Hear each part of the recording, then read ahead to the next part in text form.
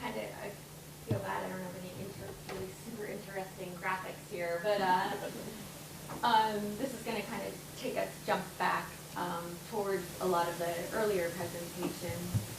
And I'm looking really at understanding public opinion formation and starting to get at why people support or reject climate change policies.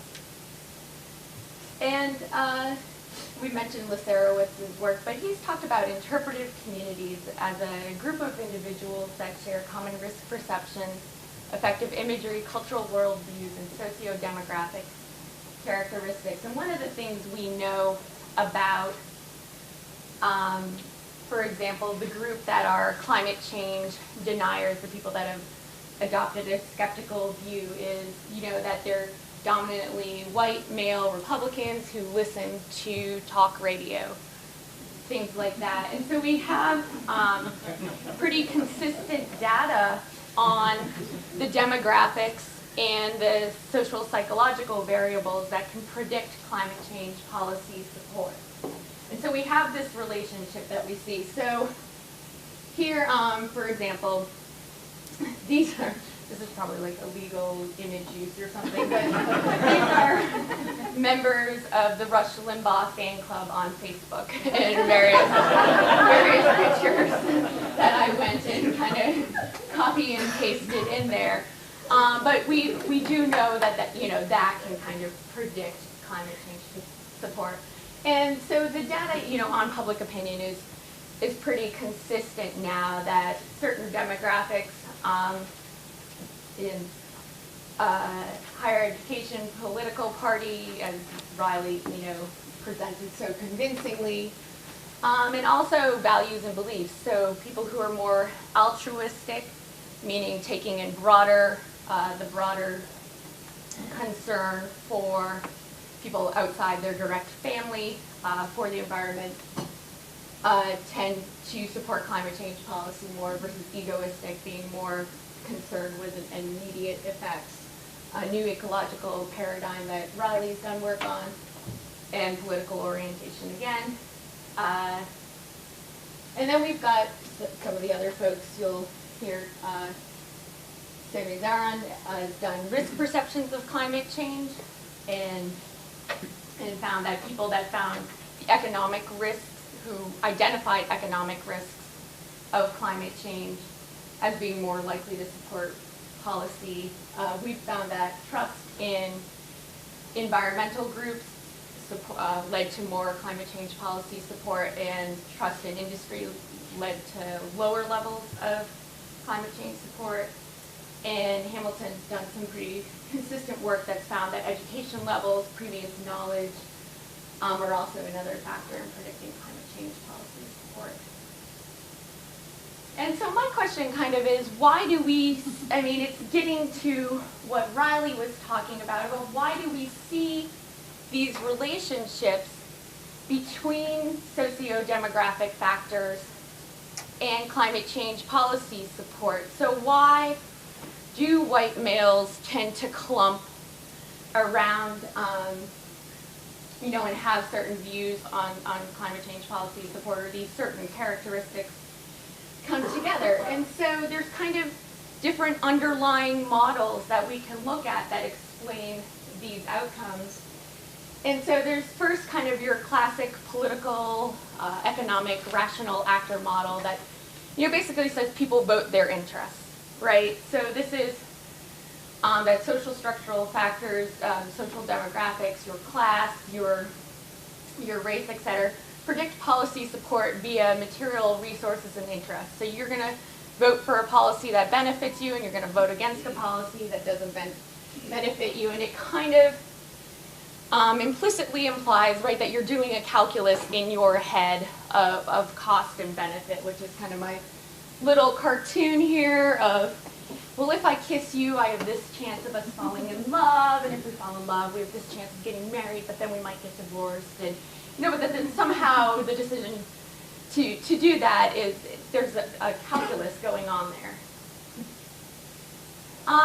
There's kind of a more socialized actor model of this that that emerges more out of the political sociology data that talks more about how, that's kind of predicated on homophily, or the fact that, you're going to interact more with people who are like you in race, class, gender, whatever it may be, and that you're going to kind of have similar experiences, whether it be via network, social networks and who you're talking to and what you're talking about, that you're going to be reinforcing ideas and bringing the same information together, that you're going to have similar kinds of information exposure, so this idea that Riley referenced of, that these people watch more Fox News or, the Rush Limbaugh connection.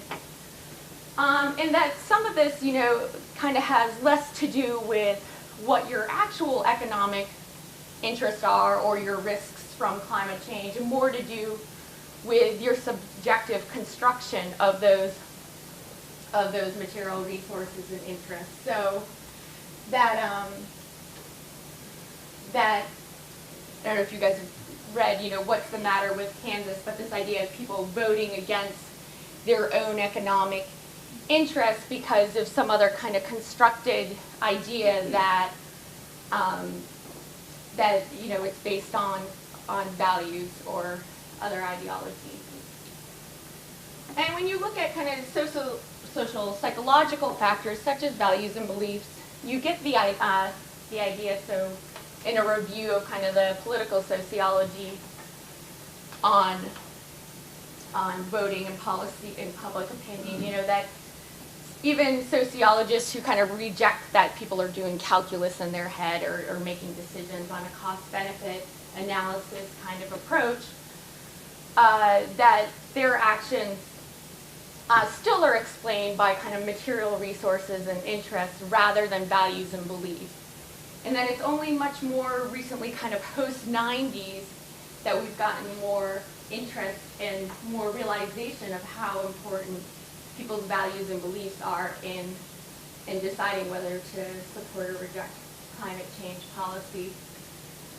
And so the more social psychological model focusing on values and beliefs that's emerged, kind of underlying that is that people are selecting information and processing information based on their values and beliefs, and that leads to kind of their construction of interest and their policy support. But this also kind of more lends itself to Riley's kind of taking cues from in kind of a direct, jump thing. So, for example, in climate change, the big issue around uncertainty, and there's kind of people waiting for some confirmation of their values or beliefs they already hold, and so it's been reduced from 100% certainty to 99.5%, and the guy was like, I knew that. So, but all of these theories kind of suggest that people are forming rationales and have reasons for rejecting or supporting policies, and that those would predict policy support. If we looked at the factors that people considered, that they've identified their interests, whether they're actually materially reflective of whether the policy would benefit them or not, or more socially constructed, and that these rationales would predict their policy support, and also may be related to their demographic factors or values and beliefs, so that certain people with certain values and beliefs would be more likely to identify certain factors, and that this would be kind of an intermediary step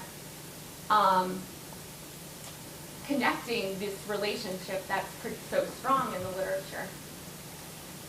So back when I was an undergrad here at Michigan State, I got to stuff envelopes for a very long period of time, because this was the pilot study, so I stuffed many more envelopes than this.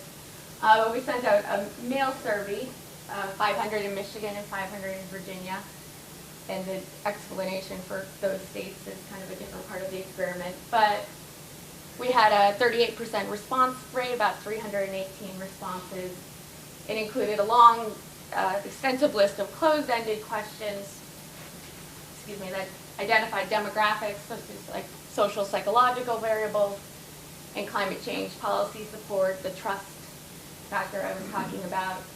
And also had one open-ended question, a whole page for people to answer, that said, after they had indicated their policy support for a variety of climate change policies, those same ones that have been referenced as far as Ford and O'Connor and all.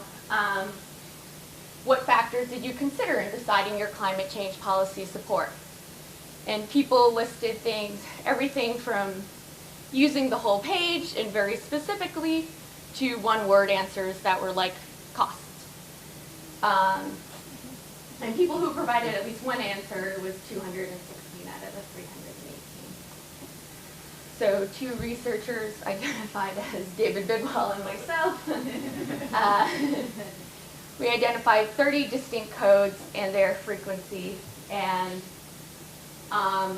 we then looked through those and tried to see if they were grouped in any specific way, to find kind of commonalities, or what we call kind of more general rationale. And then we tested the relationship between those factors identified and the socio-demographic, the social psychological variables, and policy support to see what we can see. So one thing that this study was kind of useful in is we've heard about a lot of the reasons people support or don't support these policies here, but we haven't, there really hasn't been a study quite like this that's given people the opportunity to kind of open-endedly say whatever they want to say about why or why not. There's been focus groups, mainly done in Europe, and then there's done surveys where there's lists and they can maybe, check some things off. But this gave them an opportunity to kind of get an open-ended, what they wanted to say, and for us to just identify how often and how common these various arguments are. This is, first off, just kind of the rationales, are 30 different factors.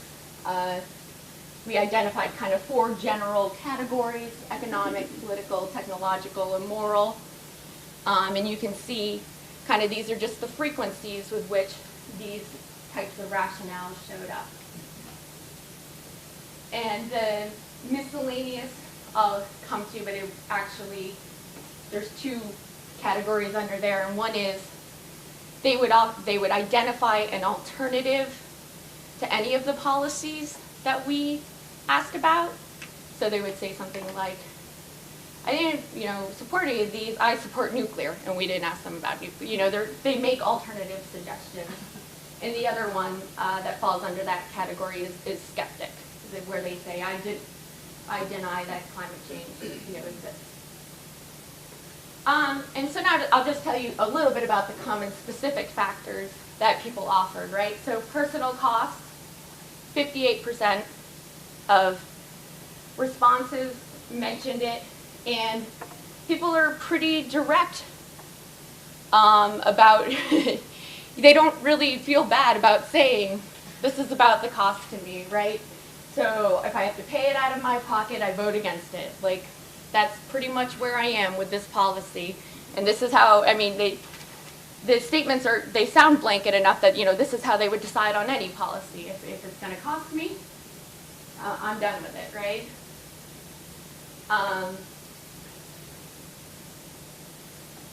The next kind of common one, so that was by far the most dominant kind of rationale we heard. And you've got policy approach objectives and specific objections, and specifically questioning, so Stan mentioned people asking about, or that gas tax, trying to refute that it doesn't work, kind of. And we got, some of that people don't drive less when, gas prices go up, is what they would say, or that this is pie in the sky kind of stuff, and none of these policies will really have the change that we're talking about anyway. Another one under the political rationale was doubt in the government's effectiveness or ability to actually kind of manage or implement these kinds of policies. That government will get in the way, it will slow it down, it's inefficient.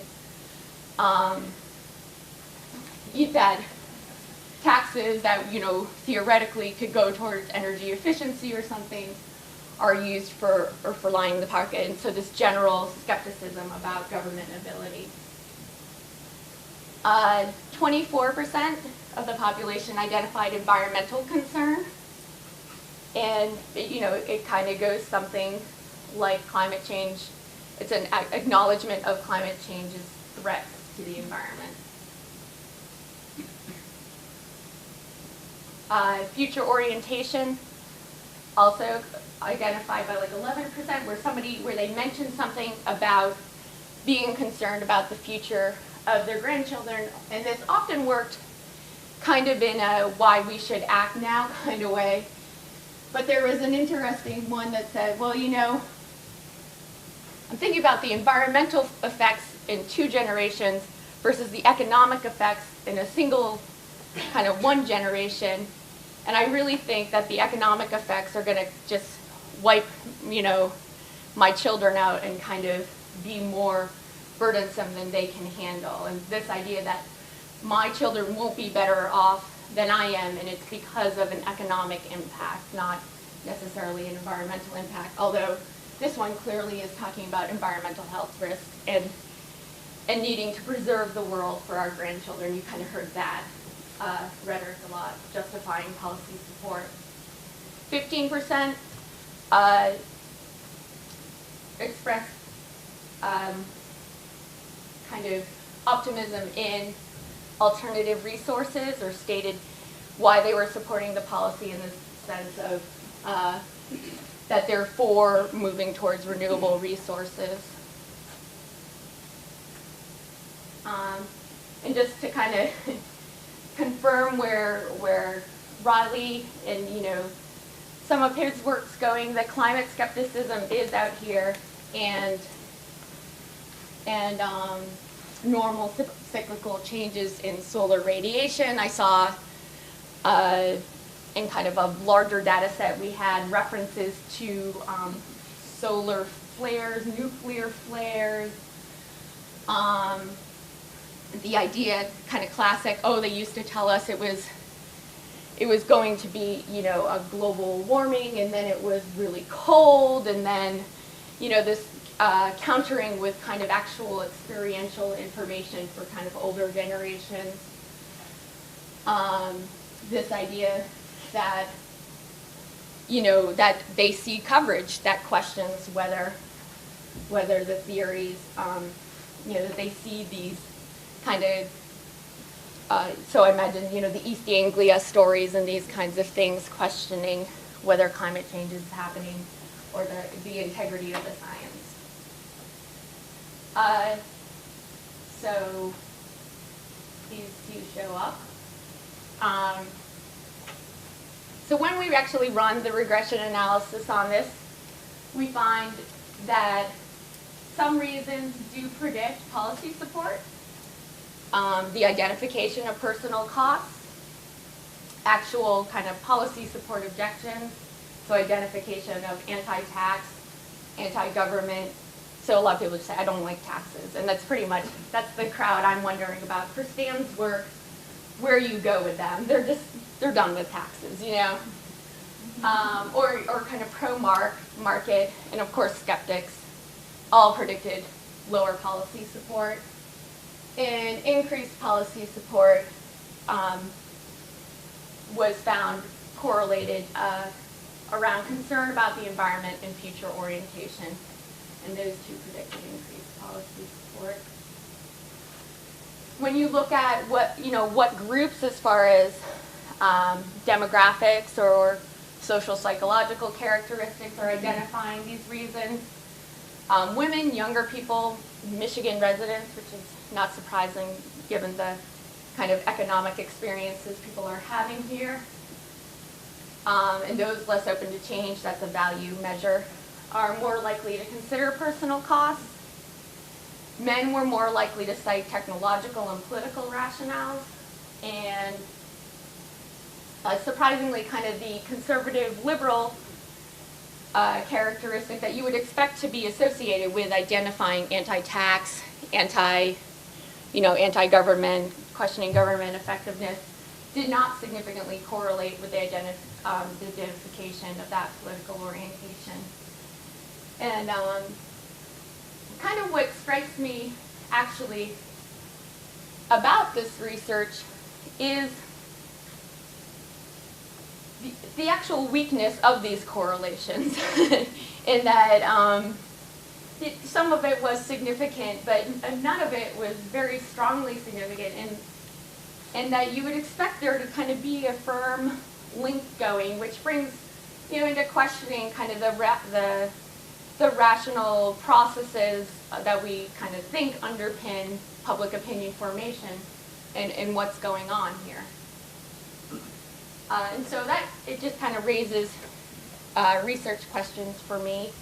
So I'm really interested kind of at getting at more about the policy opinion formation and its social processes, and thinking about how people are exposed to different discourses. So Riley kind of gave you the public opinion data, and then gave you kind of this big picture of how the socio-political environment has changed, kind of drastically over the years. And I'm interested in kind of the micro-social processes that translate those, that kind of connect those processes together. And so I'm thinking about aspects of discourse exposure and people's selection of what they're listening to and where they're getting their information. But also their sense-making of that information, and thinking about the more localized family and social networks that they kind of try to make sense of what they're hearing on the news. And so the role of talking politics in everyday life, and also the role of trust in sources of information, and how people decide about what they're going to believe or not believe. So that's, kind of just starting to think through what these processes are as far as information exposure and uptake and integration into, their kind of final, all right, I'm going to support this policy or not. So I should mention this was supported by the NSF grant and the Michigan State University Environmental Health Program.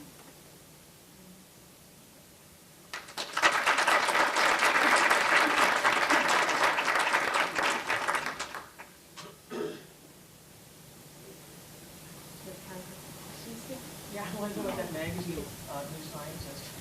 Tom, should we be publishing that? New Scientist is kind of quirky. That's my goal. Yeah, but they're not rabidly they're rabidly anti-everything, but in a very quirky way. They're not right-wing like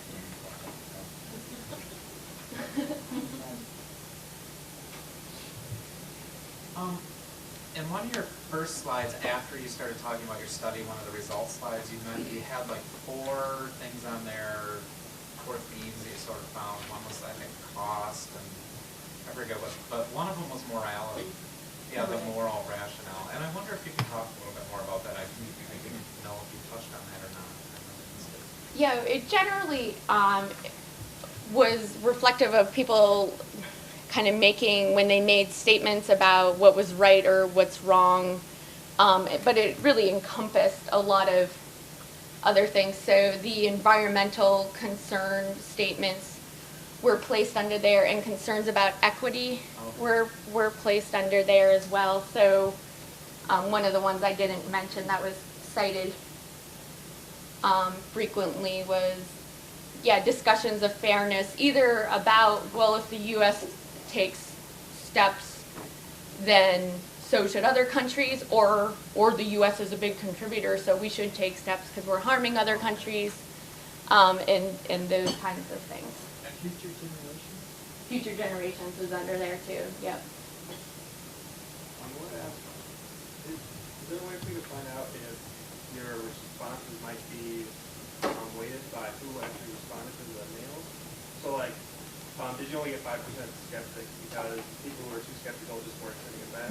Is there a way for you to determine, like, was your 300 representative of the 1,000? Yeah.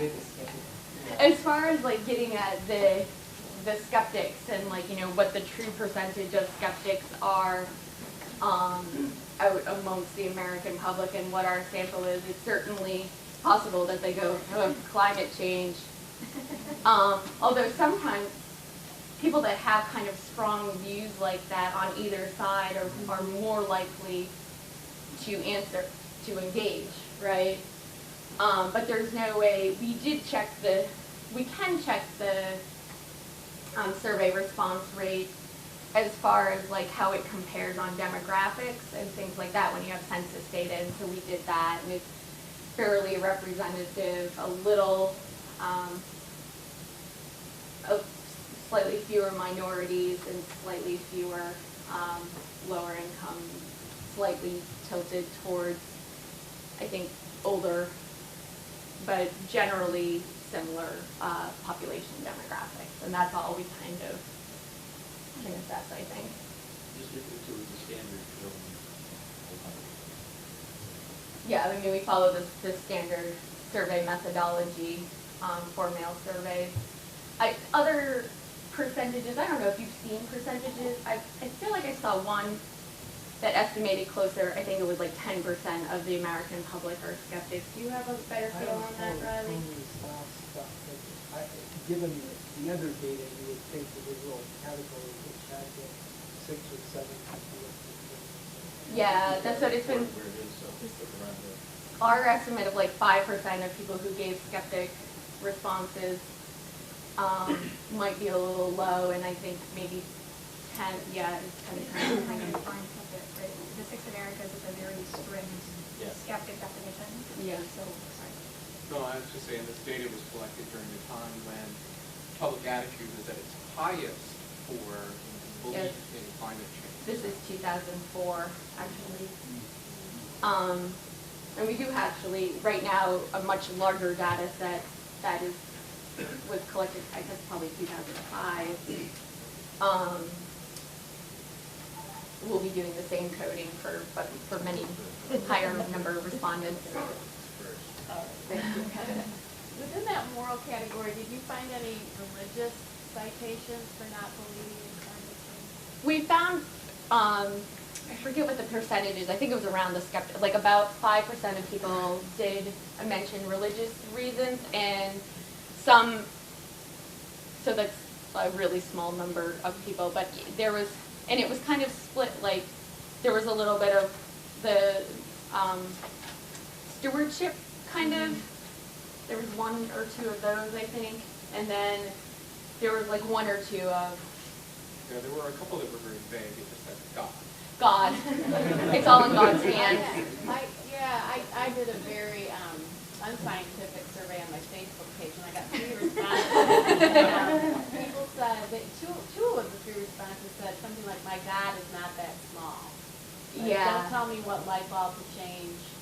My God is not that small. And I didn't know what that meant. But Well, actually, there is an article published, and it was really recently published, and the author sent it to me, and he looked at really all the discourse, like he did kind of this kind of survey interviewing just around the religious views that are reflected on climate change and that discourse. So it's in the journal Global Environmental Change.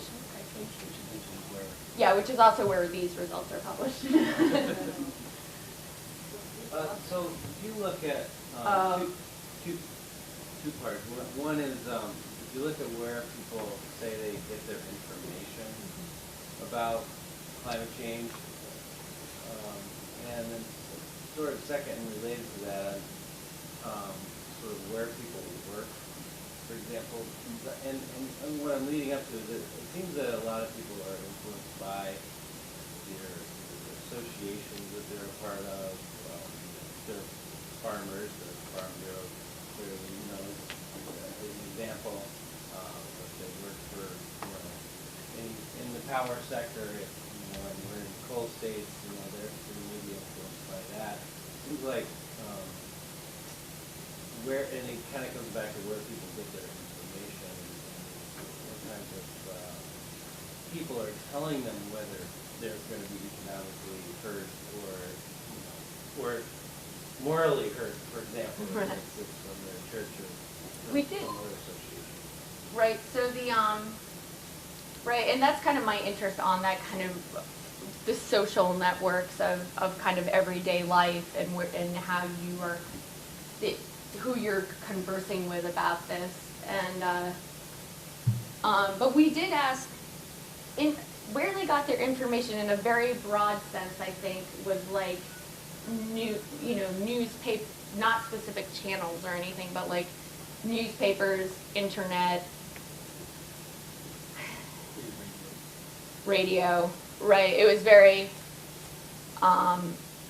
broad, and kind of another analysis we did, it didn't show up as kind of predicting climate change policy support. It wasn't significant. But I haven't totally stepped away from it either. And my guess is that's changed now that we actually have climate bills and they're being debated and there's a lot of political activity, those messengers have, ramped up their communication machine. And I'm part of that, by the way, but, from my interest perspective. But, so, now I would guess that sources would change when we're in the middle of an actual political debate on bills and the congressperson. Right. Well, and so like one of the studies by Frosnick, I think, on he found kind of the split that Riley was talking about, the Democrats and Republicans, that it was more partisan after,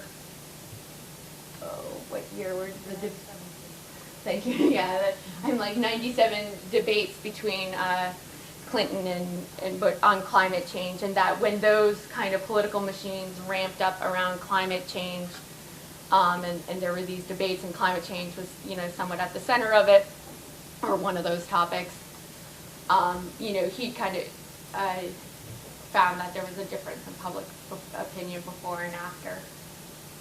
As far as where do they work, we did ask some questions about coal industry, because it was in Virginia, and auto industry, and it was like, do you or any of your family member work for, or are employed by an auto industry or something like that? And again, it didn't come out as being significant, but again, I'm not totally ready to dismiss it as being irrelevant. Give the author of that paper on religion and It was a European name that I'm not going to remember. I can look it up when I open up my computer and kind of just announce it during a discussion at some point, but I can't, it was Van Sluis or something like that.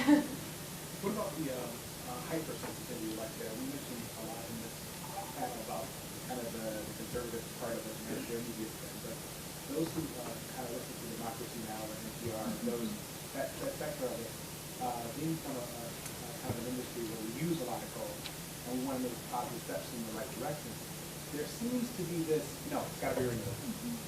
You can't make it a reasonable step forward. You must go to renewable. And we're like, okay, but you don't want that cost.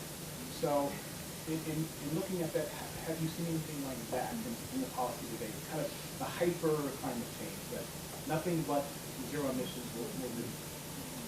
I mean, you certainly get extremes, and so in the subsequent data set that I was talking about too, we actually allowed people, they were able to kind of have conversations online about why they were voting the way they were.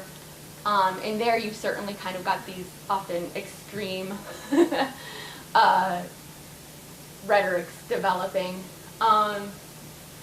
But in some of the data, you do also see moderates kind of searching for their voice, or saying, or kind of making these arguments about starting out with cleaner coal, or trying to, I mean, there was a lot of, a fair number of people, the personal costs and the political, is this policy effective? Those kind of two would often be coupled together, where you would have, that was kind of what those were kind of like the most similar to like rational actor mode. They kind of were saying, I'm trying to balance the cost of this with the environmental benefits and figure out like what's going to be effective to get to the environmental benefits. And they were kind of really in a kind of middle sort of place, I felt like, looking over some of those comments. I guess what I'm suggesting is, when we look at the discourse about climate change, we should also factor in that hyper-climate discussion, because a lot of those folks who do the suing for the environmental will say, oh, I didn't know that was such a great move for the environment that you're doing, but we can't say that publicly. And so that really distorts the whole policy. And so you have these pulling against each other, and sometimes you have those doing the right thing in the middle saying, okay, whatever, because of that whole, there's a hyper thing. And right. I haven't heard a lot of that in the session. Right, and whether, yeah, I guess, and whether that shows up in the public, just whether they're picking up on just the polar sides of things, or whether that actual middle ground is being adopted by the public and when they're thinking about climate change. This study might be a little bit before the community really started pushing this as a jobs and economic issue. But I mean, it seems like the numbers, at least when you spoke about it, was all economic means, you know, I'm worried about the costs. Since I mean, it seems like the environmental community is very much putting this as a job thing, understandably so, but is there evidence that that's actually making traction and people are actually picking onto that, or are we just screaming something that nobody's listening to? Yeah, I think you're right in the sense of like here, jobs was actually one of the specific categories. You know, people would say, I'm concerned about the coal industry jobs for my neighbors. But the other, yeah, I guess the other side right. of the jobs of building a new grid. In this 2004 discourse, like that was the dominant discourse, and I don't have any more recent data, and I don't know. I mean, I'm certainly aware of the discourse you're talking about. I was just going to say, one of the striking things is to see how conservative think tanks have really gone after the whole idea of conservation, green economy, and so forth. And it's just amazing. And apparently, the logic is if we let this be sold to the public, we will get carbon taxes or emissions or whatever. And there's just been something of a deluge of stuff coming out of these groups attacking the whole idea that green energy, renewables is in any way feasible.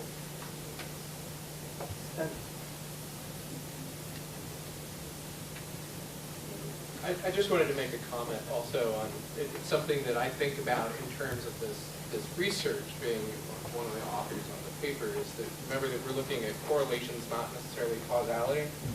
And that for a lot of people, they say, well, I oppose climate, so then you're asked, what are the reasons why you oppose the policy? And they're putting something. And the question is, which is driving which? You know, they're anti-climate change policy, so they're saying the cost is too high, or they're saying the cost is too high, so they're anti. So it's a little hard to parse that out in the data that we have. And who they're listening to maybe determine their attitude. Right. So I guess this question is not only for you, but also for the panel, for the audience. So I mean, the whole reason that we were talking about climate change and in terms of economics is because that there's future damage, economic damage, because of the possibility of climate change. So in the literature, are there studies where you actually ask the people about their perceptions of not only whether climate change is happening, but also what is the cost of climate change to you, to your children, or to your neighbors, or basically connected people. So this would, I guess, would require a much larger sample, right? Not only in Michigan and Virginia, but also maybe in different parts of the world. And to really figure out not only the short-run cost of abatement, but also the long-run benefits of actually doing something, and to see which one actually has more effect. I guess my intuition is that the short-run cost, but I'm just wondering whether there are any studies that have looked at this issue. You actually found that orientation toward the future did make a difference in support of climate change. Yeah, but not specifically. We didn't You know, the get magnitude that of specific. In terms of those specific Yeah, questions. and we've got other studies that do, risk perception. We've got stuff that does more open-ended stuff. I'm not aware of any study that's been done with. I don't know if it's not done in the way you guys do your surveys, but there's all the work on environmental economics, and there's some work now to put an actual price on things like building trails and parks. And I actually was at NSED, which is in Minnesota. It's the National Center for Service Dynamics. Yeah. And they actually had someone who was looking, they had done sort of the environmental economics issue, and they were looking at that, the climate economics. Like what are the, can you sort of have a price on, a real economic price on these changes and then the benefits? Can you make it the risk benefit into an economic number and then see if people's decision making changes? I don't know the details, but I do know that we're looking at that. NCED in Minnesota, someone affiliated with doing that. Egyptian laws of climate time. Oh, there you go, all right. MSU's a big school, so sometimes we have to do this to make connections. It's not this large national, it was sort of a localized, survey-based, sort of a system, sort of a project, so you could still do the large national. Add one thought, which is, one of the things which reduces people's support for climate change policy is that not only are the biggest costs in the future, but people have been persuaded that these costs are uncertain.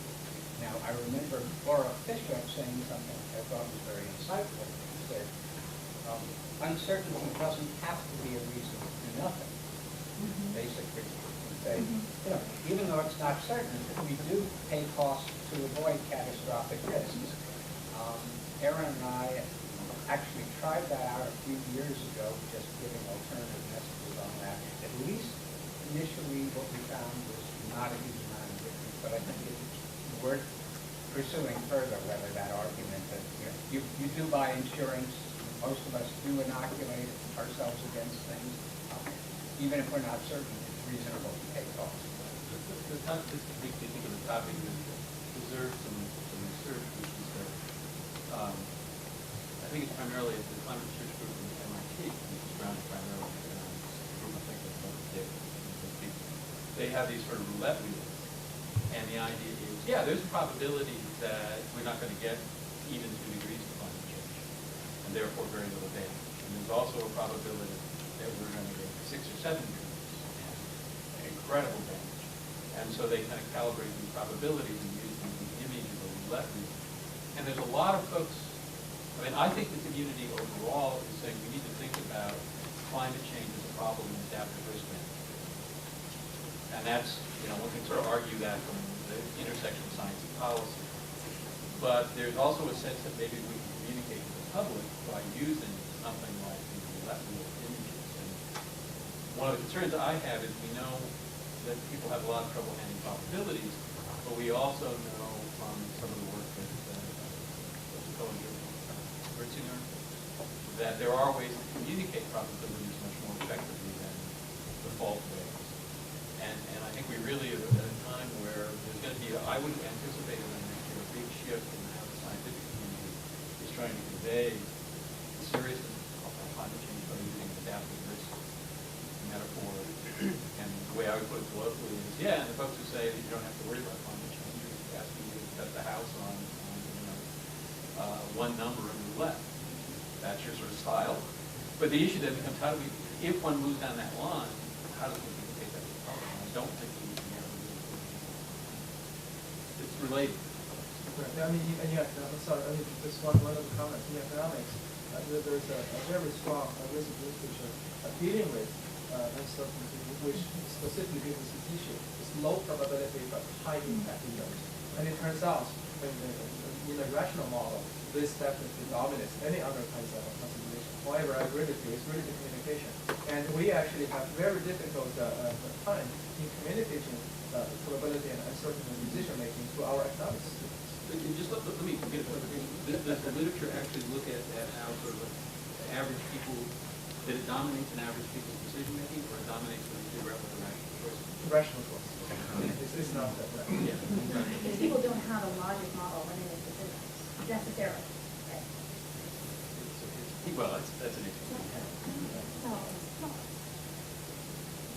I mean, just to follow up on the economics point, I think we're going to move pretty quickly from sort of contingent valuation studies to actually starting to see behavioral effects of price changes, and we're starting to see it now. And so I think what an interesting area of research is going to be what people say, they're willing to pay, and then what we actually see in terms of behaviors, both changes in usage, but also political and policy, fallout as we start to sort of incorporate the price, which we are doing now, into electricity pricing. But I actually wanted to go back to skepticism, because I really think we need to move to more sophisticated discussion and analysis of skepticism, and we're not going to see very robust or interpretable findings, because I think initially we talked about the skepticism, it was whether the climate is changing, and then whether we're the reason or not. So there's those kinds of skepticism. Now I think there's a whole other phase of skepticism dealing with whether we can technologically,